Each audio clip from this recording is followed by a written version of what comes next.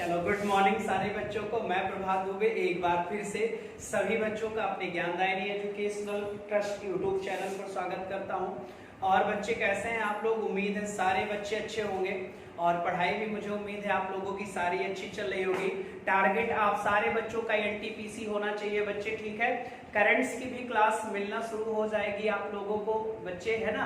और मिल भी गई होगी, एक क्लास तो आपको मिली ही होगी। और बच्चे करंट्स भी अब आप लोग अपडेट करते रहो। और बाकी जो पॉलिटी है, पॉलिटी भी लगभग बच्चे आपका 60% तो कंप्लीट ही हो गया, 60 से भी ज्यादा हो चुका है बच्चे। और उसके बाद बेटा आपका ज्योग्राफी में थोड़ा 1-2 दिन से डिस्टर्ब चल रहा था, मंडे से ज्योग्राफी भी लगभग कंटिन्यू हो जाएगी। तो आप पॉलिटी भी फिनिश कर लो और ज्योग्राफी में बच्चे जहां से क्वेश्चन निकल कर आने वाले वो मैं टॉपिक पूरा कंप्लीट करा दूंगा। फिर उधर करंट भी मेंटेन कर लो बच्चे, ठीक है। बाकी साइंस चल रहा है, आप साइंस बायो वगैरह मेंटेन कर लो। तो एनटीपीसी का लगभग आपका बच्चे जो सोर्स है, जीएस वाला पार्ट है, वो आपका तैयार होता चला जाएगा, ठीक है। तो चलो आओ बच्चे फिर से हम लोग शुरू करते हैं। और वीडियो को लाइक शेयर तो जरूर कर दिया करो, है ना बच्चे। बस इतना काम आप लोग कर दिया करो। चलो बेटे शुरू करते हैं। हम लोग पढ़ रहे थे बच्चे क्या, वाइस प्रेसिडेंट भी हमारा खत्म हो गया, यानी कि उपराष्ट्रपति भी खत्म हो गया। और मंत्रिपरिषद के बारे में हम पढ़ रहे थे। तो ध्यान से सुनो, 4-5 क्वेश्चन मैं पूछ रहा हूं, जल्दी से आंसर दो बच्चे। आप बताओगे कि मंत्रिपरिषद में कितने प्रकार के मंत्री होते हैं? मंत्रिपरिषद में कितने प्रकार के मंत्री होते हैं? मंत्रिपरिषद में कितने प्रकार के मंत्री होते हैं? ठीक है, जल्दी से बताओ सारे बच्चे। मंत्रिपरिषद में कितने प्रकार के मंत्री होते हैं? सारे बच्चे बताएंगे, एक साथ बताएंगे। दूसरा क्वेश्चन है बेटा, मंत्रिमंडल की अपेक्षा, मंत्रिमंडल कैबिनेट की बात कर रहा हूं बच्चे, मंत्रिमंडल की अपेक्षा यानी मंत्रिमंडल के कंपैरिजन में मंत्रिपरिषद यानी काउंसिल ऑफ मिनिस्टर्स बड़ी होती है कि छोटी होती है? यानी डायरेक्ट पूछ ले रहा हूं, मंत्रिमंडल बड़ा होता है कि मंत्रिपरिषद से कि छोटा होता है? मंत्रिमंडल बड़ा होता है मंत्रिपरिषद से कि छोटा होता है? जल्दी से इसका आंसर सारे बच्चे दीजिएगा बेटा, जल्दी से आंसर बताइए। Ministers of council of ministers बड़ी होती है कि कैबिनेट बड़ी होती है? जल्दी बताएंगे, ठीक है बच्चे। तीसरा क्वेश्चन ध्यान से सुनिएगा, तीसरा क्वेश्चन बहुत ध्यान से सुनिएगा। तीसरा क्वेश्चन बेटा, ठीक है। संघ की कार्यपालिका शक्ति, संघ की कार्यपालिका की जो पावर होती है बच्चे, जो एग्जीक्यूटिव पावर होती है, ठीक है, वो किसमें निहित होती है? संघ की कार्यपालिका शक्ति की जो पावर होती है, जो शक्ति होती है, वो किसमें निहित होती है? जल्दी से इसका आंसर दीजिए बच्चे, जल्दी से बताइए। संघ की कार्यपालिका शक्ति किसमें निहित होती है? ये एक लास्ट क्वेश्चन और बेटा, उसका वास्तविक प्रधान कौन होता है? कार्यपालिका शक्तियों का वास्तविक प्रधान कौन होता है, ये भी आप हमें बताओगे बच्चे। वास्तविक प्रधान कौन होता है ये भी आप हमें बताओगे। क्लियर हो जाएगा, ठीक है। और 2 क्वेश्चन और भी सुन लीजिएगा और सारे लोग आंसर बच्चे बोलिएगा कि बेटा जो संघ का मंत्रिपरिषद होता है और जो संघ का मंत्रिमंडल होता है, इन दोनों का हेड कौन होता है? यानी इन दोनों का बच्चे हेड कौन होता है ये भी आप बताओगे। इन दोनों का हेड कौन होता है ये भी आप लोग बताओगे सारे बच्चे। क्लियर हो जाएगा, ये भी आप लोग बताओगे सारे बच्चे, ठीक है। इतने मैंने क्वेश्चन कराए हैं बच्चे और उम्मीद है कि सारे बच्चों को अच्छे से आ रहा होगा। और संडे को पॉलिटी के क्वेश्चन आपको मिलने बच्चे, अप्रॉक्स 50 क्वेश्चन इस बार मैं सॉल्व कराऊंगा, ठीक है। तो चलो बच्चे आते हैं, आगे बढ़ते हैं। हम लोग आर्टिकल 75 के क्लास 6 तक हमने बात कर लिया था, यानी कि मंत्रिपरिषद के वेतन भत्ते तक हमारा पॉइंट्स कंप्लीट हो गया था। अब अगला होगा बच्चे, हमारा आर्टिकल होता है आपका 76। कितना होता है बच्चे? 76 होता है। अब ध्यान से देखिएगा बच्चे, जो आर्टिकल 76 होता है ये महान्यायवादी के बारे में आपको बता है, महान्यायवादी के बारे में, यानी कि अटॉर्नी ऑफ जनरल बच्चे की, जनरल ऑफ अटॉर्नी की बात करता है। जल्दी से बताओ बच्चे, यानी अटॉर्नी जनरल की बात करता है, अटॉर्नी जनरल की बात करता है बच्चे। और आपको पता है देश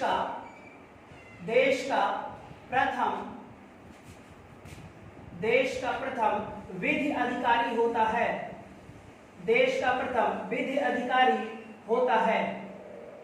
भारत देश का कोई भी केस होगा वो बच्चे ये लड़ेगा, यानी कि इसे बच्चे इसकी जो योग्यता, इसे हम आगे पढ़ाएंगे ही बच्चे, महान्यायवादी, महाधिवक्ता है ना बेटा, ये सारी चीजें आगे बताएंगे, अभी यहाँ पर नाम बता जाए, ठीक है बच्चे। तो ये केंद्र सरकार का प्रथम विधि अधिकारी होता है। फिर जो आर्टिकल होता है बच्चे 77 होता है। आर्टिकल 77 जो होता है बच्चे, आर्टिकल जो 77 होता है, ये आर्टिकल 77 कहता है कि संघ के कार्यों का संचालन राष्ट्रपति के नाम से होता है। संघ के कार्यों का संचालन, संघ के कार्यों का संचालन राष्ट्रपति के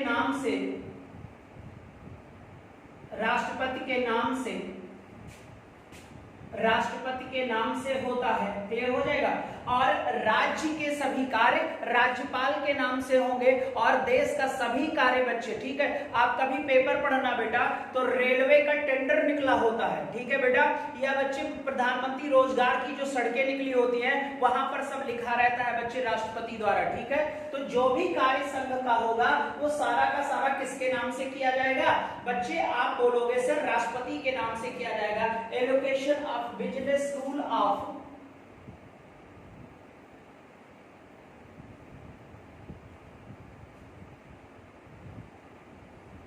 business, rule of union government, rule of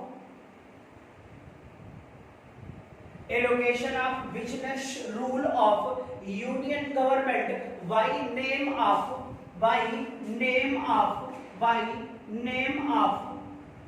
name of president, by name of president बेटा, ठीक है, ध्यान से देख लीजिएगा। संघ के कार्यों का संचालन किसके नाम होगा, राष्ट्रपति के नाम होता है। जितना भी संघ का कार्य होगा सारा राष्ट्रपति, क्योंकि मैंने कहा है कार्यपालिका की सभी पावर राष्ट्रपति में है। क्लियर हो जाएगा। और आपको ये भी पता है कि उसका वास्तविक जो संचालन होता है वो आप पता है मंत्रिपरिषद करता है, और मंत्रिपरिषद में सबसे पावरफुल कौन होता है, तो कैबिनेट होती है। कैबिनेट ही बच्चे सारे विभागों के हेड होते हैं, सारे विभागों के हेड होते हैं, और सभी विभागों का एक जो पर्टिकुलर हेड होता है वो बच्चे होते हैं प्रधानमंत्री के कार्य बच्चे नीचे, किसके नीचे बेटा, तो आप बोलोगे प्रधानमंत्री के साथ होते हैं, ठीक है, ठीक है। तो इसको नोट कर लीजिएगा बच्चे। संघ के कार्यों का संचालन राष्ट्रपति के नाम से होता है। एलोकेशन ऑफ बिजनेस, ये डबल एस है, rule of union government by name of president बेटा, ठीक है।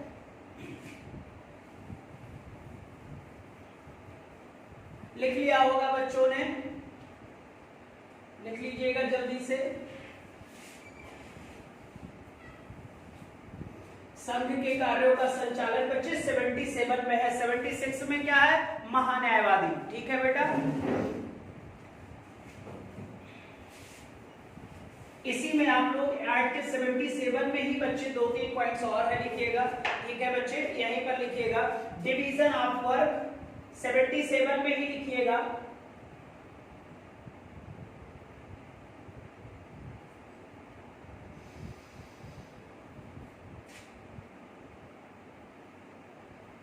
कार्यों का विभाजन बच्चे, ठीक है, कार्यों का विभाजन बच्चे, और कार्यों का जब विभाजन होता है बच्चे तो कार्यों का विभाजन बेटा मंत्री,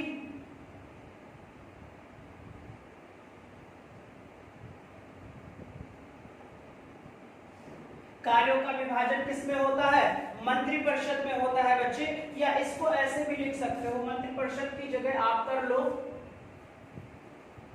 मंत्रालय। और मंत्रालय के बाद बच्चे सभी मंत्रियों को उनके उनके क्या सौंप दिए जाते हैं, विभाग दे दिए जाते हैं। क्या दे दिए जाते हैं, विभाग सौंप दिए जाते हैं बच्चे, विभाग में विभाजित कर दिया जाता है बच्चे, ठीक है। और आपको पता है सर ये जो कार्यों के विभाजन वाला सोर्स है, स्रोत है, ये कहां से लिया गया, तो ब्रिटेन से लिया गया था। आपको मैंने कल बच्चे मंत्रिपरिषद शुरू करने से पहले कहा था कि भारत देश में 1861 में मंत्रिमंडलीय व्यवस्था की शुरुआत हो गई थी बच्चे। 1800 कब तक, 62 में, हाँ 1861 में बच्चे, ठीक है 1861 का Indian council act, Lord Canning के कार्यकाल वाला, ठीक है। तो वहां पर मैंने कहा था कि सोर्स ये ब्रिटेन से लिया गया। यानी अगर पूछा जाए कि बच्चे कार्यों का विभाजन, जो सारा कार्य होता है उसको मंत्रालय में विभाजित कर देते हैं, और मंत्रालय बच्चे एक जगह होता है, वहां से सारे के सारे डिपार्टमेंट को अलग अलग कर दिया जाता है और सारे मिनिस्टर को उनके कार्य बता दिए जाते हैं, आपको इस विभाग का ये कार्य करना है बच्चे, ठीक है। आप देखे होंगे सर कि जो चींटियां होती हैं बच्चे, चींटियों को देखा है, चींटियों से आपको सीखना चाहिए कि चींटियां कितना पावरफुल होती हैं बच्चे। आपने देखा होगा चींटियां कहीं पर भी चढ़ती रहती है तो अपने से कई गुना बड़ा वेट बेटा लेकर चढ़ने का प्रयास करती हैं, 25 गुना तक वेट लेकर चढ़ लेती हैं सर। और आपको पता है उनके भी तो वर्क डिवाइड होते हैं बच्चे, एक पीछे से, एक आगे से, एक दाएं से, एक बाएं से बच्चे। तो सेम यही होता है भाई, इतना बड़ा देश है, एक व्यक्ति नहीं चला सकता, उसको चलाने के लिए बच्चे हमने उनके उनके विभाग सौंप दिए, सबको दिया गया भाई आप अपने विभाग का कार्य करोगे और आप अपने विभाग का कार्य करोगे। क्लियर हो जाएगा बच्चे। और ये प्रणाली कहां से ली गई बच्चे? तो आप बोल दोगे सर ये सारी प्रणाली ब्रिटेन से आई बेटा। फिर अगला कार्य होगा बच्चे, जितने भी कार्य होंगे वो सारे कार्य किसके नाम होंगे? तो आप बोलोगे राष्ट्रपति के नाम से होंगे। वो सारे कार्य किसके नाम से होंगे? तो आप बोलोगे सर राष्ट्रपति के नाम से होंगे बेटा, ठीक है। लेकिन अगर व्यवहारिक आधार पर देखा जाए, व्यवहारिक आधार पर देखा जाए बच्चे, तो आपको भी पता है अगर व्यवहारिकता में देखा जाएगा तो यहां पर होता है सर कैबिनेट सचिवालय। क्या होता है? कैबिनेट सचिवालय। यहाँ का भी हेड प्राइम मिनिस्टर ही होता है, कैबिनेट का हेड प्राइम मिनिस्टर ही होता है बच्चे, और यहीं से सारे लोगों को बच्चे उनके उनके विभाग सौंप दिए जाते हैं। तो व्यवहारिकता में देखा जाए तो पावर कैबिनेट के पास में, लेकिन शक्तियां निहित किस में है? तो आप बोलोगे सर राष्ट्रपति में है, ठीक है। इतनी बात बताओ समझ में आ गई? डन करो सारे बच्चे, डन करो, एक तरफ से डन करो। और डन करने के बाद एक वेरी वेरी इंपॉर्टेंट पॉइंट लिख लो, ना समझ में आ रहा हो बच्चे, ठीक है। एक बहुत इंपॉर्टेंट पॉइंट डार्क पेन का इस्तेमाल करके आप यहीं पर लिख लो, लिख देना बच्चे, कैबिनेट मंत्री नीतियों का, जितने भी हमारे देश की नीति होंगी, मैंने अभी कहा था कि वह कौन सा व्यक्ति था जिसने नागरिकता संशोधन एक्ट पेश किया था? तो आपने कहा था अमित शाह जी ने। अमित शाह कौन से मंत्री हैं? तो अमित शाह गृह मंत्री है बेटा, ठीक है। तो गृह मंत्री का मतलब कैबिनेट हो गया ना। तो कैबिनेट मंत्री नीतियों का संचालन करते हैं, संचालन करते हैं। ये बात आप लोग सारे बच्चे याद रखना, जितनी भी नीतियां होंगी उनके संचालन का अधिकार कैबिनेट को प्राप्त है। उनके विभागों का बंटवारा कैबिनेट सचिवालय करता है। यहाँ का हेड प्राइम मिनिस्टर, मंत्रिपरिषद का हेड प्राइम मिनिस्टर, कैबिनेट का हेड प्राइम मिनिस्टर, बट कार्यपालिका का प्रधान, बट या देन बच्चे कार्यपालिका का प्रधान कौन होगा? तब आप बोलोगे राष्ट्रपति होगा। यानी कार्यपालिका का प्रधान कौन होगा? तो राष्ट्रपति होगा। वास्तविक शक्तियां किसमें निहित हैं कार्यपालिका की? राष्ट्रपति में है। लेकिन वास्तविक प्रयोग कौन करता है? तो आप बोलोगे सर इसका वास्तविक प्रयोग हमारा प्रधानमंत्री करता है, यानी मंत्री परिषद करता है। चलिए बच्चों, तो देखा आपने बच्चे, जो कैबिनेट सचिवालय होते हैं, जो कैबिनेट मंत्री होते हैं बच्चे, यही नीतियों का क्या करते हैं? संचालन करते हैं। यानी आपने देखा कि सारी शक्तियां राष्ट्रपति में है, लेकिन उनका वास्तविक प्रयोग तो यही सारे बंदे कर रहे हैं बच्चे। और इनका भी हेड मैंने बताया था कि सारे कैबिनेट मंत्रियों का हेड बेटा कौन होता है? प्राइम मिनिस्टर होता है। अब एक पॉइंट यहाँ पर और लिखेंगे बच्चे, अगर मान लो पूछा जाए कि सर ये बताइए कि इनके कार्यों का, यानी इन मंत्रियों के कार्यों का विभाजन कौन करता है? तो मैंने अभी कहा था भाई विभाग, विभाग का मतलब बच्चे सारे विभागों के अपने अपने क्या होते हैं? कार्य। तो इनके कार्यों का बच्चे विभाजन भी कौन करता है? तो आप बोलोगे सर कैबिनेट सचिवालय करता है बच्चे, ठीक है। इतने पॉइंट्स याद रखिएगा। कैबिनेट सचिवालय का हेड प्राइम मिनिस्टर होता है। कैबिनेट सचिवालय बच्चे मंत्रालय में विभागों और विभाग से संबंधित कार्यों का बंटवारा करता है। सारी शक्तियां राष्ट्रपति में है, लेकिन उनका वास्तविक प्रयोग मंत्रिपरिषद करता है। मंत्रिपरिषद का भी हेड कौन होता है? तो आप बोलोगे प्राइम मिनिस्टर।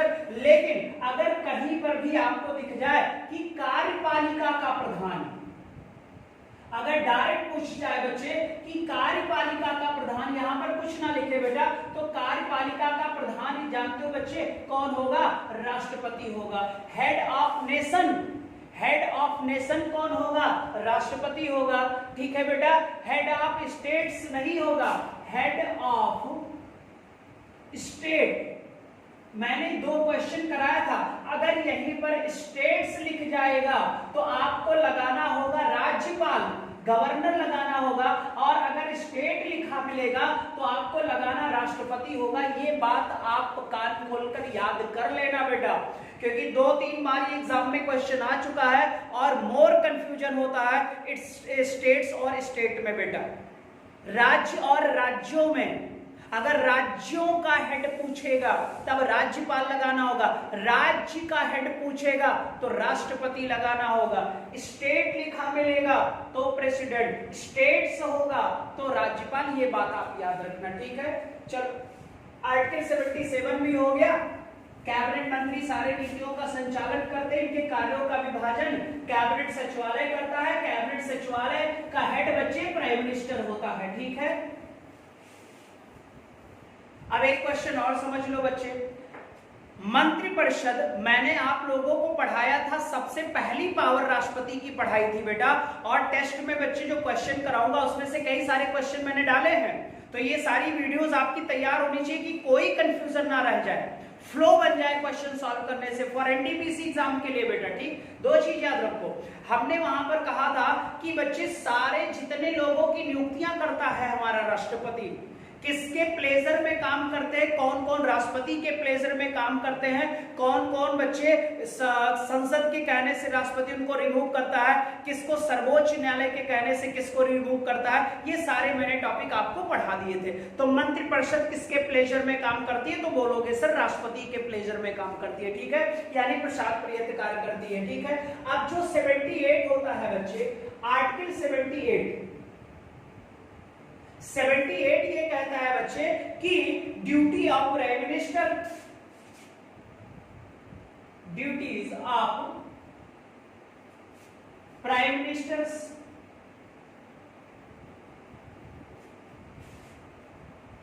प्रधानमंत्री का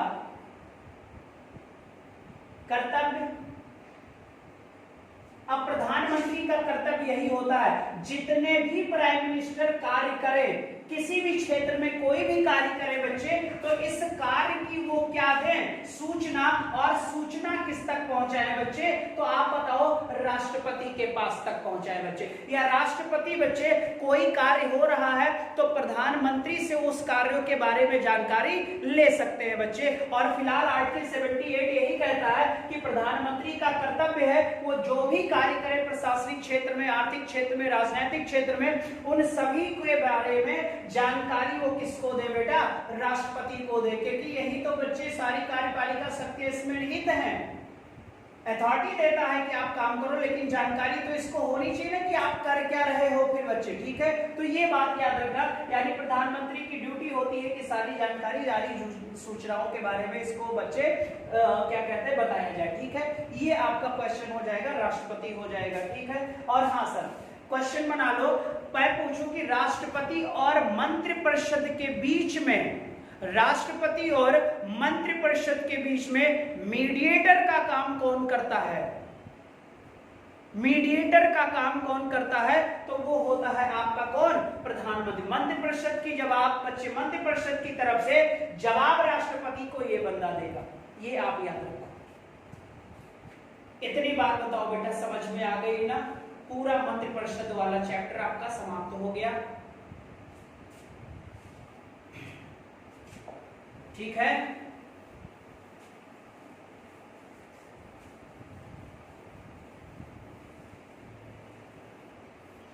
आगे बढ़ा जाए बच्चे, और बेटा सारे लोग स्टडी करो यार फॉर एनटीपीसी एग्जाम के लिए। मैं देखता हूं कुल 60, 65, 70, 75 बच्चे ही रहते हो बेटा, और ये अच्छी बात नहीं है आपके लिए। जब तक बच्चे ऑफलाइन क्लास नहीं मिल रही है तब तक सारे लोग 9 बजे अपने जीवन के लक्ष्य बनाओ, कि यार मुझे कुछ करना है, मैं मौका नहीं मिलेगा बेटा। एक बात याद रखना, अब जो आने वाला समय होगा उसमें आपको कंपटीशन का एग्जाम, और अगर यही वैकेंसी हाथ से निकल गई तो जीवन भर पछताओगे बेटा। एक बात याद रखना कि किसी जीएस वाले सर ने आपको बताया था, सर बहुत पछताएंगे आप। उठिए बच्चे, स्ट्रगल करिए, मेहनत करिए बच्चे, हर दिन कहीं से भी कुछ भी मिले बेटा, आपका ये भंडार फैलना चाहिए, दैट्स इट। समझौता मत करो बच्चे। आपको लगता है देखो घर पे जो है वो आपको मिलेगा, मम्मी पापा तो है ही है यार, लेकिन आप क्या कर रहे हो? आपका भी तो नाम मार्केट में होना चाहिए कि मैंने क्या किया यार। मैं फिर मम्मी पापा पे भी डिपेंड रहोगे? बच्चे ईमानदारी से, सारे लोग कम से कम 7-8 घंटे, सबके पास एंड्रॉइड फोन है यार, मोबाइल को रिचार्ज करो। अभी है फेसबुक चलाने बच्चे छोड़ दो, व्हाट्सएप चलाना छोड़ दो, ठीक है बेटा, लिमिटेड हो, लेकिन हर दिन बच्चे कोई ना कोई एक क्वेश्चन बच्चे आपका सॉल्व होना चाहिए। हर दिन चढ़ो नहीं, बहुत पछतावा होगा बेटा। और प्राइवेटाइजेशन, और दूसरा चीज आपको है बच्चे सीटी, तो आपको पता ही है यही इकलौता मौका है जहां पर सारे एग्जाम अलग अलग होंगे, लेकिन अगर सीटी लग गया तो रेलवे वाले, बैंक वाले और बच्चे आपको पता है एसएससी वाले, तीनों लोग मिक्स हो जाओगे। और पेपर का स्टैंडर्ड कैसा होगा आपको पता है ना, ये सारे पेपर प्री वाले एक हो जाएंगे। आपको पता है सर, जब एक हो जाएगा तो आप ईमानदारी से बताओ स्टैंडर्ड बढ़ेगा कि नहीं बढ़ेगा? अभी मैंने देखा सर कि कहा करते थे सब लोग कि सर सीजीएल, अरे बेटा सीजीएल में कट ऑफ है 156। अब आप बताओ सर, कट ऑफ जा रहा है 150 क्वेश्चन प्लस, सेक्शन की संख्या 4, मार्क्स की संख्या 200, कट ऑफ देख लो यार 75%, यानी कि 100 में 75 क्वेश्चन आपको 100% एक्यूरेसी के साथ सही करना पड़ेगा। और बच्चे आपको पता है उसमें इंग्लिश भी पढ़ना पड़ेगा, मैथ्स भी पढ़ना पड़ेगा, जीएस भी पढ़ना पड़ेगा और रीजनिंग भी पढ़ना पड़ेगा। आप बताओ यार, क्या यहाँ पर किसी भी बच्चे देखा जाए तो अप्रॉक्स 40 नंबर पर सब्जेक्ट लाना होगा। याद रखो, ये आप इन सब चीजों के बारे में नहीं सोच पा रहे हो, यही एक कारण है कि तुम लोग पढ़ाई नहीं कर रहे हो बच्चे। कम से कम जब इतना मेहनत यहां से हो रहा है तो ये फायदे उठाओ क्यों ना यार। फ्री में नहीं उठा पा रहे हो तो पैसा देके तो यार सब लोग कर लेते हैं बेटा। निकलो, उठो बेटा, 9 बजे क्लास रहती है सर, 9 बजे रखो। ज्योग्राफी में भी शाम को 40-45 बच्चों को ही देखता हूँ यार आते हैं, बाकी लगता है जैसे कोई मतलब ही नहीं होता है। तो जब मतलब नहीं रखोगे तो परेशान हो जाओगे बेटा, फिर वही होगा। गांव में जो हम लोग कर रहे हैं ना सर, वही रह जाएगा। पड़ोसी भी कहेगा अरे वो देखो गया था फैजाबाद पढ़ने या लखनऊ पढ़ने या दिल्ली पढ़ने गया था या कहीं पर भी पढ़ने गया था, लौट आया। ये मत करवाना सर, बस ये एक चीज याद रखना, जब बच्चे गमछा बांध लिए हो सर में तो मैं चाहता हूं कि इसे रिजल्ट में कन्वर्ट कर दो बेटा। इतनी मेहनत करो सर कि लगे कि यार है मेरे अंदर कुछ। और एक चीज बच्चे, 4 क्वेश्चन आ जाने से कोई ज्ञानी नहीं हो जाता। ज्ञानी तभी कहलाओगे तब जब रिजल्ट मिल जाएगा। हम कितना भी पढ़े बच्चे और रिजल्ट निगेटिव आ जाए तो लोग एक ही शब्द बोलते हैं, पढ़ाई नहीं किया होगा, यही एक कारण है इसका रिजल्ट नहीं आया। वो तो मैं जानता हूं ना मैंने कितना पढ़ा। तो बच्चे पढ़ने के बाद सिलेक्शन ना हो तो अफसोस नहीं होता है बच्चे, और सॉरी क्या कहते हैं, अफसोस होता है। और अगर पढ़ाई ना करो तो डर है सिलेक्शन तो नहीं होगा। और भैया मंदिर पे बच्चे 100 रुपए चढ़ाने से क्वेश्चन नहीं सही होगा, ये आप याद रखो। क्लियर? तो मेहनत करो सर। और मैं देखूं यार, मैं देखता रहता हूं बच्चे, कुछ लोग मनमौजी हो, 4 दिन पढ़ रहे हो, 5 दिन नहीं पढ़ रहे हो। एक बार कंटेंट तो तुम्हारे पास आ जाए। कुछ लोगों को लगता है छोड़ो यार ये पढ़ लेंगे 4 दिन है, कुछ नहीं होता 4 दिन में। 2.5 करोड़ हो, 2.5 करोड़ में सोच लो, 2.5 करोड़ में अगर मैं 2 करोड़ लोगों को बच्चे कह दूं कि वो कंपटीशन में नहीं है, तब भी 50 लाख लोग हैं। एक सीट पर बच्चे 8 लड़कों का कंपटीशन होगा। उन 8 लड़कों को आपको पछाड़कर तब सीट हासिल करनी होगी। और आपको पता है ना सर, 1 पर 2 लग जाए तो भगवान लग जाते, ये बात आप याद रखो। ईमानदारी से तोड़ना सीख जाओ सर, बस यही कहना था। लेकिन तुम लोग गधे बच्चे हो बेटा, ध्यान ही नहीं देते हो। अभी तक हल्ला था बच्चे, 90 दिन ही है, एग्जाम अगर कंडक्ट हो गया तो सिर्फ 90 दिन में क्या कर सकते हो आप खुद सोच लो बच्चे, किस लेवल पर बैठे हो, है ना। तो चलो आओ हम लोग तुरंत बच्चे आगे बढ़ते हैं। बस मेहनत करो बच्चे, ईमानदारी से पढ़ना सीख जाओ सर। नेट ना हो नेट कराओ बच्चे, कहीं से भी पढ़ो, पढ़ाई करनी ही पड़ेगी। जब ऑफलाइन नहीं है यार तो ऑनलाइन तो पढ़ना ही पड़ेगा, तो पढ़ो सर, ये याद रखो बच्चे, कहीं से भी पढ़ो, कंटेंट आपके पास होना चाहिए बच्चे, है ना। तो चलो प्रधानमंत्री की बात करते हैं सर। सबसे पहला पॉइंट ये होगा कि ये बच्चे कॉन्स्टिट्यूशनल पद है, आया हुआ क्वेश्चन है ये, कॉन्स्टिट्यूशनल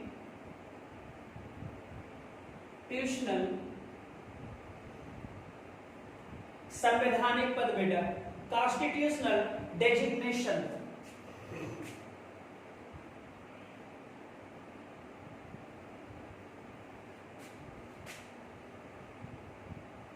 संवैधानिक पद है, ठीक है, संवैधानिक पद है बच्चे। दूसरा क्वेश्चन ये होता है बच्चे, अगर पूछा जाए कि सर संवैधानिक पद है तो कोई ना कोई तो अनुच्छेद होगा ही होगा। तो आपको पता है अभी तो पढ़ाया बच्चे, अनुच्छेद 75 में प्रधानमंत्री का प्रावधान किया गया है बच्चे। अब अगला क्वेश्चन होगा कि अगर सर पूछा जाए कि इसको अपॉइंट कौन करता है, यानी कि बच्चे प्रधानमंत्री की क्या होती है, नियुक्ति होती है, ना इसका निर्वाचन होता है, ना इसका मनोनीत होते हैं बच्चे, ना इसका चुनाव होता है बच्चे। चुनाव होता है लेकिन किसके रूप में, एक मेंबर के रूप में होता है, ये बात आप याद रखोगे। बट इस पद पर इसकी क्या होती है, नियुक्ति। और मैंने कहा था बहुमत दल का नेता होता है, और नियुक्ति बच्चे कौन करता है, तो आप बोलोगे सर राष्ट्रपति करता है, यानी प्रेसिडेंट करता है, ठीक है। अगला क्वेश्चन होगा तो फिर इसको रिमूव कौन करता है, यानी हटाता कौन है। तो आपको पता है प्रधानमंत्री को हटाने का अधिकार सिर्फ किसमें होता है, राष्ट्रपति में होता है बच्चे। छोटे छोटे क्वेश्चन है, इनको याद कर लीजिए। अगला क्वेश्चन होगा सर इसको ओथ कौन दिलाता है, ओथ का मतलब शपथ कौन दिलाता है। तो आपको पता है सर प्रधानमंत्री को शपथ राष्ट्रपति दिलाता है बच्चे। कौन दिलाता है, राष्ट्रपति बच्चे। ये रिजाइन किसको देता है, यानी कि इस्तीफा किसको देगा, जल्दी से कोई बच्चा जानना हो तो बताएगा बच्चे। राष्ट्रपति इस्तीफा किसे देता है, राष्ट्रपति इस्तीफा किसे देता है। तो आप बोलोगे सर राष्ट्रपति प्रधानमंत्री इस्तीफा किसे देता है, प्रधानमंत्री इस्तीफा किसे देता है। तो आप बोलोगे सर राष्ट्रपति को देता है। किसको देता है, राष्ट्रपति को देता है, ठीक है। जल्दी से नोट करो, प्रधानमंत्री का जो पद है वो संवैधानिक है, संवैधानिक है तो पक्का है आर्टिकल में प्रावधान होगा, ठीक है बच्चे। ये होता है, ठीक। इसको बच्चे नियुक्त किया जाता है, अपॉइंट किया जाता है जो बहुमत दल का नेता होता है, ठीक है सर। फिर बच्चे रिमूव, हटाता कौन है, राष्ट्रपति ही। शपथ कौन दिलाता है, राष्ट्रपति ही। और बच्चे रिजाइन देता है तो ये किसको देता है, राष्ट्रपति को ही देता है बच्चे। ये बात आप याद रखोगे, ठीक है। ये छोटे छोटे क्वेश्चंस आते रहते हैं, बरसाती पीले मेढक वाले क्वेश्चन है भाई, इनको उड़ाने की क्षमता रखो आप लोग, ठीक है। अगला क्वेश्चन ये होगा बच्चे कि अगर मैं पूछूं कि प्रधानमंत्री का टेन्योर कितना होता है, यानी कार्यकाल कितना होता है, तो आप बोलोगे सर कार्यकाल जो है बच्चे वो सामान्यतः तो 5 वर्ष होता है। कितना बच्चे, 5 वर्ष होता है। अगर सरकार चल गई तो 5 वर्ष बच्चे, यानी कि लोकसभा के, यहां पर लिख लीजिएगा एक पॉइंट, लोकसभा के या लोकसभा में बहुमत पर निर्भर करता है। मान लो बच्चे डिसॉल्व हो गई गवर्नमेंट तो बीच में इनका पद समाप्त हो जाएगा भाई, 5 साल नहीं पहुंचेंगे। और अगर कंप्लीट हो गए तो 5 साल हो जाएगा। यानी कि प्रधानमंत्री या मंत्री, सीधा सा बच्चे कह सकते हो, यहां पर अगर मंत्रिपरिषद भी लिखा मिले तो कोई कंफ्यूजन आपको नहीं होना चाहिए। मंत्रिपरिषद का भी कार्यकाल बच्चे सामान्यतः 5 वर्ष होता है और उसी का तो हेड है प्राइम मिनिस्टर बेटा, ठीक है। अगला क्वेश्चन है बच्चे, अगर पूछा जाए कि सर उम्र कितनी होनी चाहिए प्रधानमंत्री बनने की, तो यहां ध्यान से सुनना। अगर आप लोकसभा सदस्य हो, कौन सा सदस्य हो बेटा, लोकसभा सदस्य हो अगर आप बच्चे, तो आपका जो प्रधानमंत्री बनने का उम्र होगा वो 25 वर्ष होगा। कितना वर्ष होगा? 25 वर्ष होगा। लेकिन अगर आप राज्यसभा के सदस्य हो, ये एसआई में आया हुआ क्वेश्चन था बेटा, कंफ्यूज हो गए थे लोग, मैक्सिमम लोगों का गलत हो गया क्वेश्चन। अगर आप राज्यसभा के सदस्य हो तो प्रधानमंत्री बनने की उम्र 30 वर्ष होगी बच्चे। कितने वर्ष होगी? 30 वर्ष होगी। ये पॉइंट याद रखना। अगर आप यहां हो तो भाई राज्यसभा सदस्य बनने के लिए 30 वर्ष उम्र होनी चाहिए, तो जब बनोगे तभी तो प्राइम मिनिस्टर बनोगे बेटा। और दूसरा, अगर लोकसभा सदस्य हो तो 25 वर्ष पर ही। यही मुख्यमंत्री के लिए भी होता है। अगर मुख्यमंत्री विधानसभा का सदस्य है तो उसके बनने की उम्र 25 वर्ष होगी, और अगर वो विधान परिषद का सदस्य है तो मुख्यमंत्री बनने की उम्र कितनी होगी? 30 वर्ष होगी। ठीक है बेटा। मंत्रिपरिषद में कोई भी मंत्री शामिल है, और अगर वो मंत्री वो व्यक्ति जो मंत्रिमंडल में शामिल है, मंत्रिपरिषद में शामिल है, यदि वो लोकसभा का सदस्य है तो उसे मंत्री बनने की उम्र 25 वर्ष होगी। और अगर इन मंत्रियों में बेटा कोई राज्यसभा का मेंबर है तो उसके मंत्री बनने की उम्र कितनी होगी? 30 वर्ष होगी बच्चे। ये आप याद रखोगे। और अगर आपसे पूछा जाए सर मैक्सिमम लिमिट कितनी होती है, यानी मैक्सिमम लिमिट अगर बताया जाए कि प्रधानमंत्री बनने की अधिकतम उम्र कितनी होती है, तो भाई लिख दो नो लिमिट। यहां पर अधिकतम उम्र की बच्चे कोई भी बात नहीं की है। यानी अगर आप 1000 वर्ष इस पृथ्वी पर जी रहे हो तो भारत देश के प्रधानमंत्री बने रह सकते हो बच्चे। ठीक है। तो आपको पता है सर 1000 वर्ष तो कोई जिएगा ही नहीं, है ना। तो मैक्सिमम लिमिट है बच्चे, मिनिमम होगी। अगर लोकसभा का सदस्य है तो 50, तो मिनिमम तो यही हो जाएगी भाई। ठीक है। और मैक्सिमम तो नो लिमिट है बेटा। ठीक हो गया इतने। अब आगे बढ़ते हैं बच्चे। इसी में अभी कुछ और पॉइंट्स भी हैं।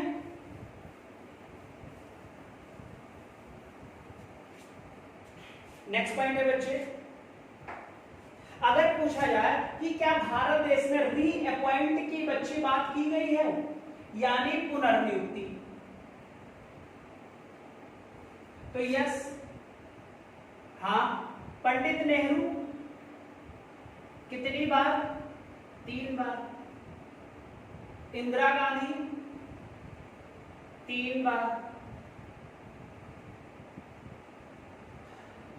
अटल बिहारी वाजपेयी कितनी बार?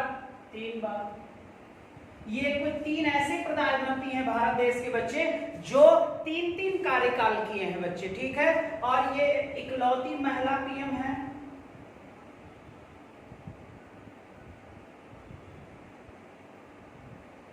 तो पहली भी हो जाएंगी और अभी वर्तमान में अंतिम हो जाएंगी। नेहरू जी बच्चे पहले थे, और पहले के बाद सबसे लंबा कार्यकाल, सबसे लंबा कार्यकाल इनका प्रधानमंत्री के रूप में रहा। वैसे तो ये अंतरिम सरकार के प्राइम मिनिस्टर बने बच्चे 1947 में ही बन गए थे। ठीक है बच्चे। और अगर पूछा जाए कि लोकसभा के बाद ये कब बने, तो आपको पता है 1952 में बने, और 1952 से लेकर ये 1964 तक थे बच्चे। क्लियर हो जाएगा। तो आप देख लो सर, करीब 16 वर्ष से ज्यादा ये प्राइम मिनिस्टर रहे। अप्रॉक्स 17 वर्ष तक ये भारत के क्या रहे? प्रधानमंत्री रहे। ठीक है। 3 बार ये प्रधानमंत्री बने बच्चे। 1947 से लेकर 1964 तक ये बच्चे भारत के प्रधानमंत्री रहे। तो रीअपॉइंट हो सकते हैं बच्चे। और पुनर्निर्वाचन राष्ट्रपति में भी है, एक व्यक्ति जितनी बार चाहे भारत में राष्ट्रपति भी बन सकता है, और ये भी प्रावधान किया गया है बच्चे। ठीक है। अब इसकी हम क्वालिफिकेशन की बात कर ले बच्चे जल्दी से। आपको पता है बच्चे, कोई भी एजुकेशनल क्वालिफिकेशन नहीं चाहिए प्रधानमंत्री बनने के लिए। यानी आप अंगूठा टेक हो तब भी प्रधानमंत्री बन सकते हो बच्चे। और पहला होता है सिटीजन ऑफ इंडिया, भारत का नागरिक हो, जन्मजात की यहां पर भी बात नहीं की गई है बच्चे। ठीक है। दूसरा पॉइंट हो बच्चे, लाभ के पद पर ना हो,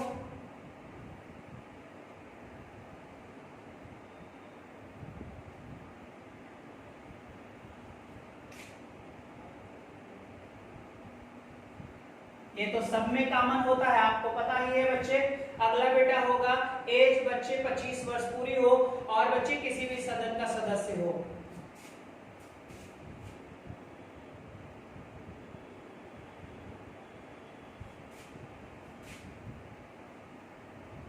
सदस्य ना हो तो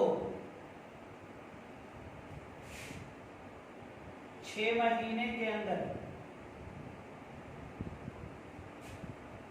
किसी एक सदन का सदस्य बनना आवश्यक।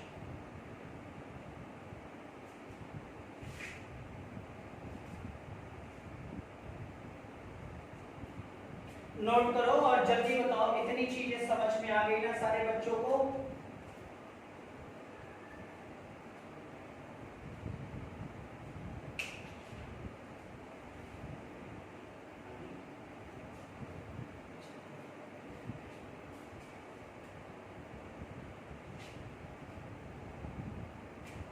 सारे बच्चे डन करो, जल्दी से डन करो, सारे बच्चे डन करिए एक तरफ से।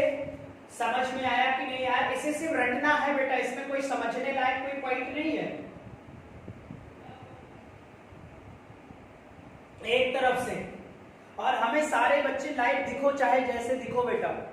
कभी कभी बहुत चिढ़ लगती है आप लोगों से, एक बात याद रखो, इतनी मेहनत के बाद भी बच्चे नहीं, जब नहीं रही क्लास तो फिर सर लाइव आइए है ना बेटा, लगे रहो सर, बस मैं इतना चाहता हूं। और एनटीपीसी रुकना नहीं चाहिए, जितने लोगों को मैं जानता हूं बच्चे, ये आप याद रखो। अगर जीएस 40 आए तो जीएस 40 में कम से कम 30 बच्चे, 32 से लेकर 35 क्वेश्चन आपके सही होने चाहिए, यानी 35 क्वेश्चन करीब आपके सही होने चाहिए। इतना मैं 90 दिन में आपको चीजें दूंगा बच्चे, एक बात याद रखिएगा। तो मेहनत कर रहा हो बच्चे, तो आप लोग भी मेहनत करो बच्चे, इसको समझो, है ना? सारे बच्चे एक तरफ से बोलो, डन है?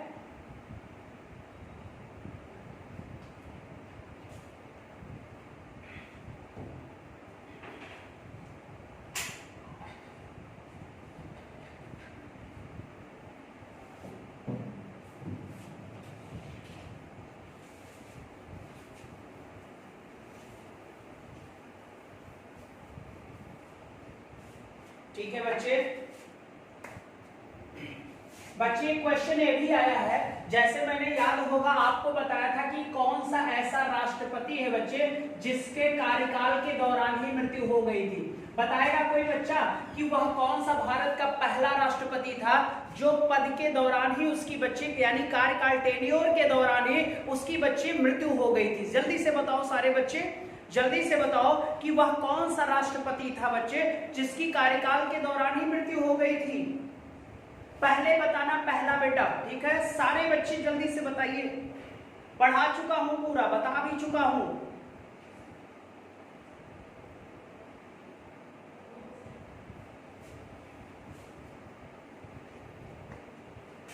डॉक्टर जाकिर हुसैन, याद आया बच्चे?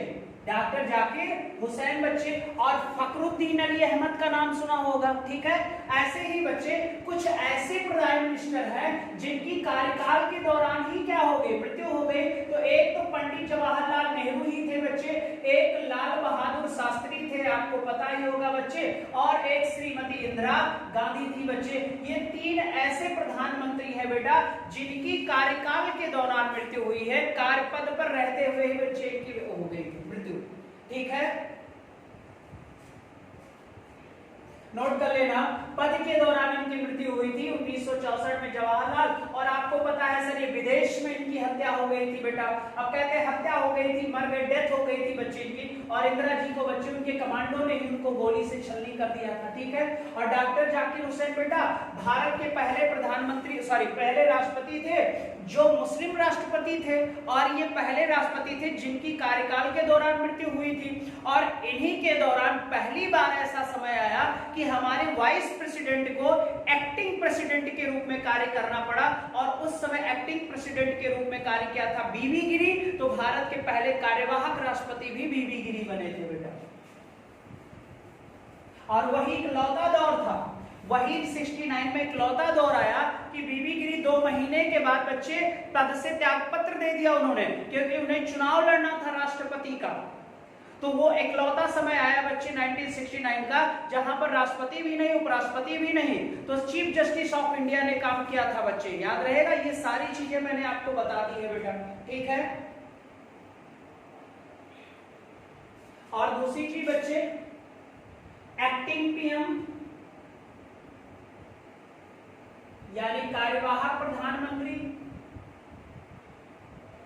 के रूप में बच्चे कार्य किया था गुलजारी लाल नंदा। ये नेहरू के मरने के बाद भी एक्टिंग बच्चे प्राइम मिनिस्टर के रूप में काम किए थे, और ये लाल बहादुर शास्त्री के मरने के बाद भी बच्चे, लाल बहादुर शास्त्री के मरने के बाद भी इन्होंने एक्टिंग प्राइम मिनिस्टर के रूप में काम किया था। ये बात आप याद रखोगे। उस व्यक्ति का नाम था गुलजारी लाल नंदा। क्या नाम था? गुलजारी लाल नंदा नाम था बच्चे। ये बात बताओ समझ में आ गई कि नहीं आई? जल्दी से बताओ।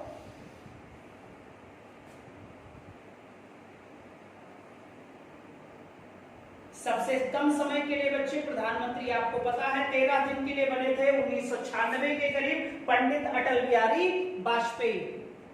और सबसे लॉन्ग टर्म किया था बच्चे पंडित जवाहरलाल नेहरू। सारे लोग ऑनलाइन चाय मेरी तरफ से पी सकते हैं।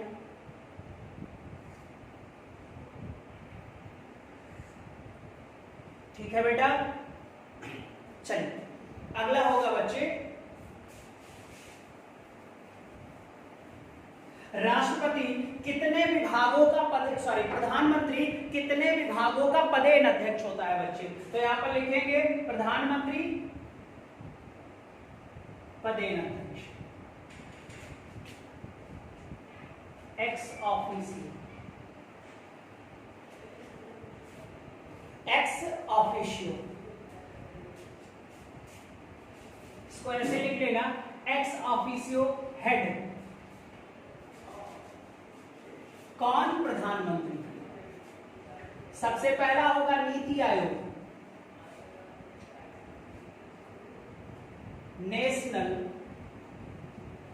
इंस्टीट्यूशन फॉर ट्रांसफॉर्मिंग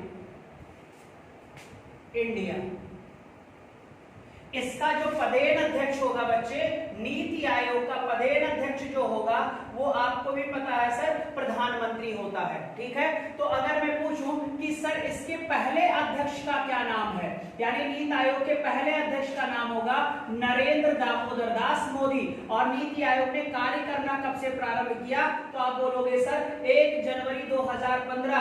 इसने किसका स्थान ग्रहण किया बेटा? तो आप बोलोगे सर योजना आयोग का बच्चे इसने कार्यभार संभाला। यानी किसका स्थान ग्रहण किया? योजना आयोग का। तो जब नीति आयोग योजना आयोग थी तो योजना आयोग का पदेन अध्यक्ष कौन होता था? प्राइम मिनिस्टर होता था बेटा। अब इसका नया नाम है नीति आयोग बेटा। प्रधानमंत्री के बच्चे बौद्ध टैंक के रूप में ये कार्य करती है संस्था। ठीक है, ये क्वेश्चन बच्चे दिल्ली मेट्रो में आया हुआ क्वेश्चन था। ये जनवरी 2015 से नीति आयोग ने योजना आयोग की जगह पर कार्य करना प्रारंभ किया। कानूनी मान्यता के तहत बनाई गई है बच्चे।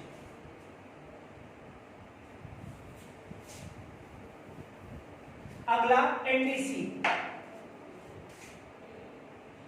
नेशनल डेवलपमेंट काउंसिल, राष्ट्रीय विकास परिषद। ठीक है, इसकी बच्चे जो सिफारिश की थी आयोग की परिषद की, वो थे बच्चे केसी नियोगी। और ये बच्चे संगठन आया 1952 में। इसका भी पदेन अध्यक्ष कौन होता है? तो आप बोलोगे प्रधानमंत्री होता है। ठीक है बच्चे, एनडीसी भी आपका हो गया।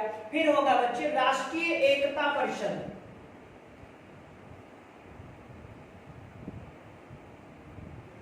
राष्ट्रीय एकता परिषद बेटा, नेशनल इंटीग्रेशन काउंसिल। राष्ट्रीय एकता परिषद, नेशनल इंटीग्रेशन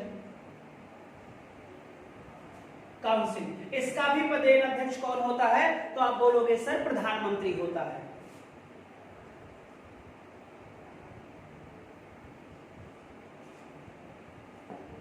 हो गया? जल्दी जल्दी नोट करना बेटा।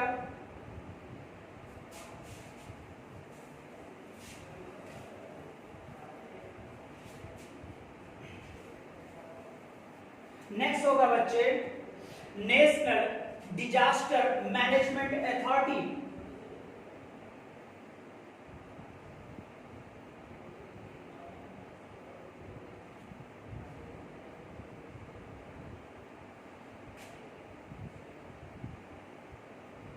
नेशनल मैनेजमेंट डिजास्टर अथॉरिटी यानी कि बच्चे राष्ट्रीय आपदा प्रबंधन प्राधिकरण, इसका भी अध्यक्ष कौन होता है? तो आप बोलोगे सर प्रधानमंत्री होता है। अगला है नेशनल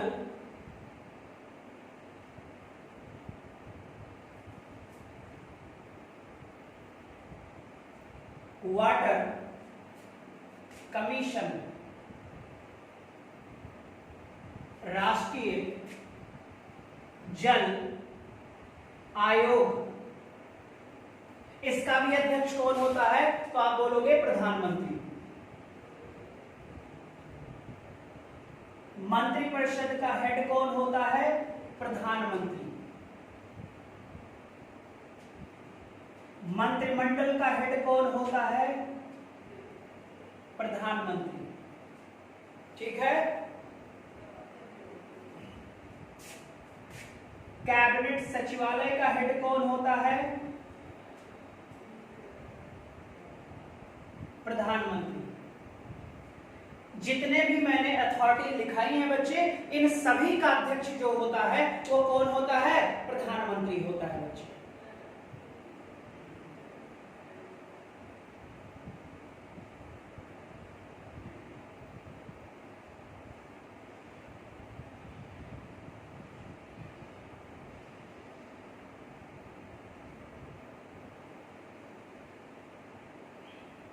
प्रधानमंत्री होता है। जल्दी से नोट करो।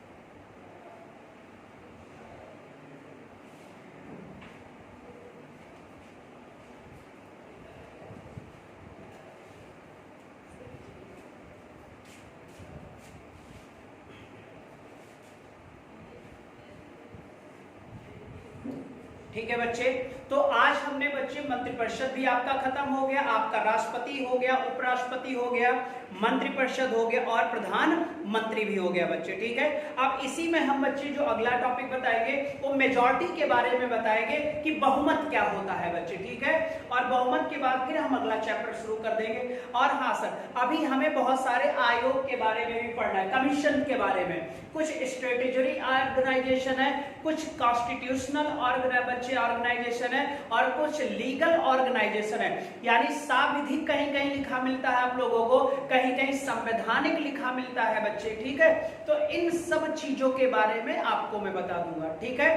तो आज के लिए बस इतना ही रखूंगा बेटा, और आप लोग बस क्वेश्चन भी सॉल्व करते रहो। और मैं भी हो सकता है बच्चे, मैं भी बता रहा हूं, हो सकता है मंडे को आपको क्लास ना मिले, और अगर बच्चे बन जाएगा तो फिर मंडे को भी आपको क्लास मिलेगी बच्चे, लेकिन में भी हो सकता है क्लास ना मिले। ठीक है। तो परेशान मत होइएगा, ट्यूसडे को मुलाकात करेंगे। ठीक है। ज्योग्राफी में भी जो डिस्टर्ब थी बच्चे उसे भी मैं मंडे से सॉल्व कर दूंगा। यानी मंडे से आपको रेगुलर 3 क्लासें मिलेंगी बच्चे। पॉलिटी मॉर्निंग में मिलेगी, और इवनिंग में ज्योग्राफी मिलेगी, और नाइट में आपको करंट्स की क्लास मिलेगी। करंट्स की क्लास अब लगातार आपको मिलती रहेगी। 15-20 क्वेश्चन जैसे सॉल्व कराया है ऐसे ही सॉल्व कराऊंगा बच्चे। बस आप लोग ये करो कि पहुंचाओ लोगों तक बच्चे, शेयर करते रहो। ठीक है। चलो बेटा, बस इतना ही काम कर दिया करो, बाकी चलो लगे रहो। बाय बाय, टेक केयर बेटा, है ना। हैव अ नाइस डे बच्चे। बाय बाय बेटा, बाय बाय।